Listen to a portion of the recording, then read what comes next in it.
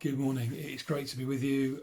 For those who don't know me, my name's Darren Burgess. I am Director of Coventry City Mission. It's great to be with you. Sorry I can't be with you in person, but I'm really pleased to be able to come and share some thoughts on week 2 of your series, How God Builds Character, and looking at the life of Joseph and all those around him. Yes, if you've missed the start of the series, we're in week 2. Last week, I believe you were introduced to Jacob's sons, and especially his favourite son, Joseph. We know that Jacob loved Joseph. There's a whole musical about it.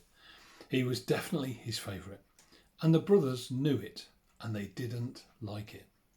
We know that Jacob bought Joseph a special coat. It's all in the musical, and it's all in the Bible. Joseph stood out as the special one. The others didn't get a coat. You can understand how they might have felt. The brothers hated him, but that didn't bother Joseph. You kind of have to wonder whether he even noticed. And of course, then we hear Joseph have a series of dreams, of which he shares with his brothers and his family, and saying how special he was, and pretty much better than all of the brothers, and that they should pop him on a pedestal and look up to him. And then by the end of the passage of last week, verse 11, even his father is getting a little bit irritated with him. He rebukes him and asks if Joseph expects him and his wife, as well as the brothers, all to bow down to him. But nothing seems to faze dear Joseph. He appears oblivious to the problems that he is causing. His life revolves around him. He doesn't worry about anybody else. And then we come to today. We're going to think about Joseph the dreamer. And my question for you this morning is, do you dream? They're saying at the moment, during lockdown and over what we've been going through over the last year, more and more people are dreaming more vividly and are more aware of their dreams. I know I personally certainly seem to be dreaming more than ever before. I'm waking up in the middle of the night, in the middle of a dream. Something I've never ever done before. So maybe we dream more than we think. We can daydream. We can have those dreams that you think, oh, what was all that about? And sometimes those things are actually God speaking to us. I can remember many, many years ago, my wife and her prayer partner were talking, and my wife had had a dream of something that was she thought maybe in our future. An opportunity, a new beginning for us. And her prayer partner came round and shared something that she felt God had said to her. And as she was describing it, my wife said, that's what I dreamt. At the same time, I was out walking the dog. And when I came back, they said, oh, you need to listen to this. And I listened to it and I said, that's weird, because I've just been daydreaming as I've been walking around the park with the dog. And what you just described is what was in my head. And so we treated that as God giving us visions and dreams, and that actually it was something that God was going to bless us with, something we were going to be doing at some point in the future. And it was only a few years later that I said to the same person, the prayer partner of my wife's, when you had that vision, when you were praying about it, you said it was for us. Did you see us in it? And she said, no, but I knew it was for you. Why do you ask? And I said, well, I just wondered how old we looked in your dream. Because that still hasn't happened. That vision, that dream that we had was 20 something years ago now. And maybe it's not part of God's plan, but it was definitely something that felt like a vision, a dream that was from God. And we know that Joseph believes the dreams he's had are from God. They're God-given dreams. There's something about his future. And so the passage we've got today follows on immediately from last week's. We start in verse 12 and 13, and we see Jacob sending Joseph off to check on his brothers. The brothers are out tending their flocks out in the wilds, and I don't know whether Jacob just wants a break from Joseph or whether he actually wants him to go and bond with his brothers. Who knows? But Jacob sends Joseph off to find the brothers, which Joseph does happily, probably tootling along on his own, whistling away, thinking of his own things, not worrying about anybody. Considering his dreams, when they're going to happen. He knew his future was looking rosy, and he must have wondered when it was going to happen. But then it all starts to go wrong. we know that in the reading we've had, that the brothers see him at a distance and immediately their mood sours. Have you ever had that? You ever walked into a room and you can see people go, "Ugh." I don't know if you have. But actually, the brothers see him. Their brothers see him walking from a distance and their mood sours. Here comes the dreamer, they say in verse 19. And immediately they talk about killing him off. It's like a bad episode of EastEnders. They are so angry with him. They so dislike him, almost hate him, that they're willing to kill him rather than to put up with him. And so that's the only way they can see a positive way forward, is to wipe him out. They thought they could change the future by obliterating the reality of the now. And it's only through the hesitance of Reuben that they agree not to kill him, but to throw him in a pit instead while they think. Reuben intended to go back later, save him and take him back to his dad. Joseph's life had taken a turn. The dreams of his future were replaced with the nightmare of a pit. How was 2020 for you? How's 2021 going? For lots of us, 2020 probably started with hope, with maybe resolutions and with dreams. Holidays to look forward to, maybe weddings, parties, family celebrations, other events to plan and to attend. Maybe new jobs, new homes, new beginnings. I don't know about you, I always feel like the beginning of a year, the new year, is a fresh start.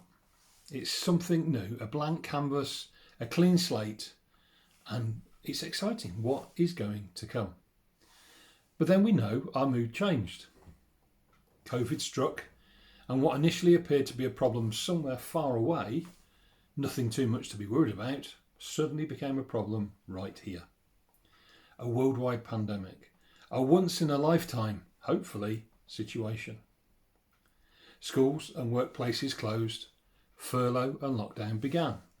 Holidays cancelled, celebrations curtailed, freedoms removed, social distance created, hugs become illegal, and we are told to stay at home and stay safe. A year that started with hope was suddenly replaced by fear. A year that was full of dreams of what was to come was suddenly replaced with a nightmare of what was here right now. A little bit like Joseph. Did you have dreams for 2020 and 21? Who knows? 2021 is a big year in our house. It brings a significant birthday for my wife, one of those ones with a 0 at the end. And it also brings about our 25th wedding anniversary.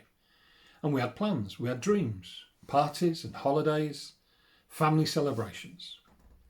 My wife had already missed her birthday last year as she was in bed suffering with COVID. So this birthday was going to be more special. But then her birthday came earlier this year and we were still in lockdown.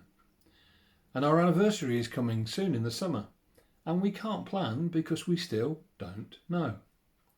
And I'm sure many of you have similar stories. We pretty much wrote 2020 off. We'd got dreams and plans of what we were going to do, but they couldn't happen because we needed to stay safe. And the world in front of us had changed. And the dreams we moved further down the road into 2021. And they may be needed to be moved again. Maybe 2020 just wasn't our year. Maybe 2021 won't be either. But the choice we have is how we respond. Joseph's future was full of dreams. But reality kicked in and everything changed. A future full of possibilities was replaced by a pit. I find it interesting that nowhere in the report in the Bible, in the passage in the Bible, does it report that Joseph argued or fought or tried to resist his brothers. I like to think his faith in his dreams and who gave them to him was enough to know that the pit wasn't the end of the story. And we need to have faith that the things for us too will get better. That our pit isn't the end of our story. Joseph's life is full of ups and downs. Joseph seems to go from potential to pit and back again on a regular basis, as you will see as you go through this his story in this series. Joseph's faith means that God always appears to pull him out of the pit and set him on his path. We need to trust that God will do the same for us. I remember years ago there was a story in a TV program I used to watch.